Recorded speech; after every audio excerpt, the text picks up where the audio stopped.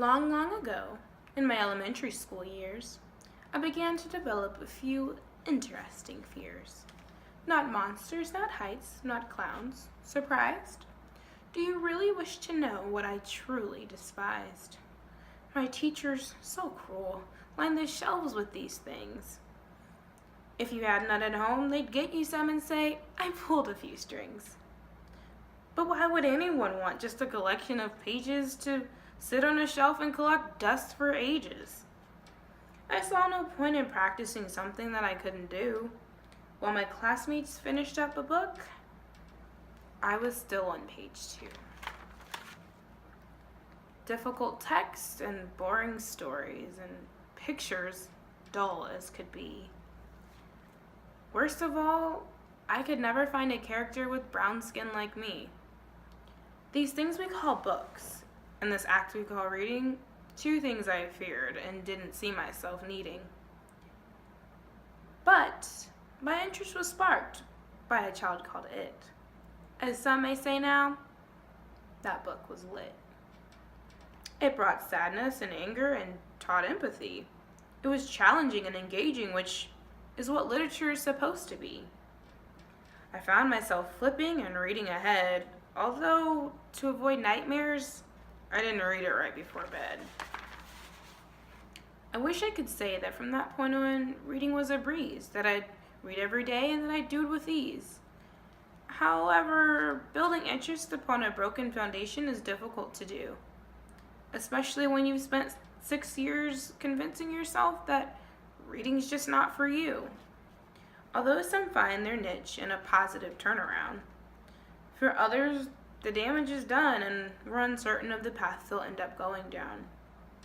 This is why we as educators are key in cultivating a positive literature foundation. It helps determine the success of the next generation. The more that you read, the more things you will know. The more that you learn, the more places you'll go. Dr. Seuss said it best about how students succeed, but let me share with you what I personally believe. Students learn best when they are actively engaged, along with structure and order as the foundation that is laid. They need both independence and guidance. That's good for everyone. Allow for creativity and you'll see the best quality of work being done. Teachers should challenge, encourage, build, and inspire. If more teachers did this, they'd be less quick to retire. As a 4th grade teacher, I'd focus a lot on comprehension. I've learned a few practices to keep students' attention. Reader's theater is a good disguise for reading. They're headlining a show, but they don't realize it's a book that they're leading. That is for your actors, and here's one for your artists. Have them create a comic strip. I bet they'll work the hardest. There are plenty of ways to get students involved. Boredom and disinterest, these problems can be solved. There are multiple approaches to reading instruction, but there's one that I might like the most. It's both collaborative and personalized, so you may want to take some notes.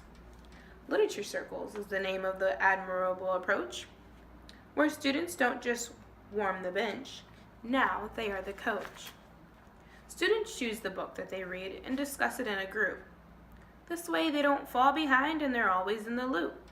Although this approach leaves me with less control, student focus and growth is my ultimate goal. You have now seen a glimpse of my future literacy classroom, where I hope to nurture seeds, watch them grow, and then bloom. One final reminder for my fellow future teachers: challenge and encourage all of your students, because just as you don't like to be doubted yourself, students don't either.